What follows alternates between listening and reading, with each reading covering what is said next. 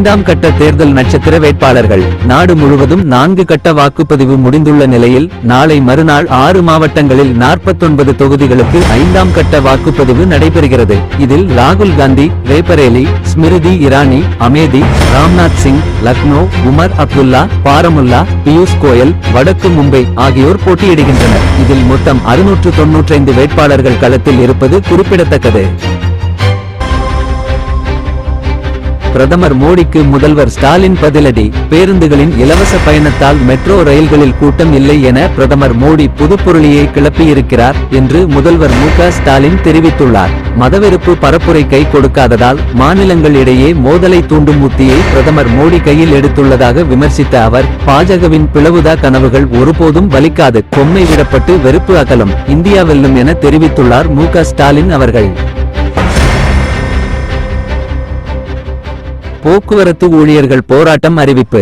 ஓய்வு பெற்ற ஊழியர்களுக்கு பணிக்கால பலன்கள், அகவிலைப்படி உயர்வு, பழைய ஓய்வூதிய திட்டத்தை அமல்படுத்த வேண்டும் உள்ளிட்ட கோரிக்கைகளை வலியுறுத்தி ஒரு நாள் உண்ணாவிரத போராட்டம் நடைபெறும் என அரசு போக்குவரத்து ஊழியர்கள் அறிவித்துள்ளனர்.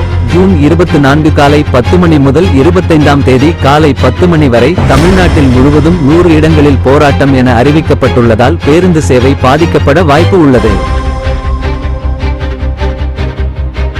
மழையால் உயிரிழந்தவர் எண்ணிக்கை 12. தமிழ்நாட்டில் பெய்து வரும் கனமழையால் உயிரிழந்த ஒரு எண்ணிக்கை 12 ஆக உயர்ந்துள்ளது. கடந்த ஒரு வாரமாக கோடை மழை தீவிரமடைந்திருக்கும் நிலையில் பல பகுதிகளில் வெள்ளம் ஏற்பட்டுள்ளது. இதனால் மின்னல் தாக்குதல், வீடு எரிந்து விழுதல் என இதுவரை 12 பேர் பலியாகி உள்ளனர். மேலும் சில நாட்களுக்கு அதிக கனமழை எச்சரிக்கை விரிக்கப்பட்டுள்ளதால் மக்கள் எச்சரிக்கையாக இருக்க அரசு அறிவுறுத்தியுள்ளது.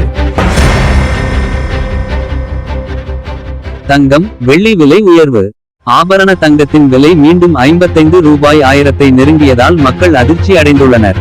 22 கேரட் ஆவண தங்கம் சவரனுக்கு 640 ரூபாய் உயர்ந்தது. 54 ரூபாய் 1800க்கும், கிராமுக்கு 80 பைசா உயர்ந்து 6850க்கும் விற்பனையாகிறது. அதேபோல் வெள்ளி விலை இதுவரை இல்லாத அளவிற்கு கிராமுக்கு ரூபாய் 4 உயர்ந்து 96 ரூபாய் 50 பைசாக்கும், கிலோவிற்கு 4000 ரூபாய் உயர்ந்து 96,500க்கும் விற்பனையாகிறது.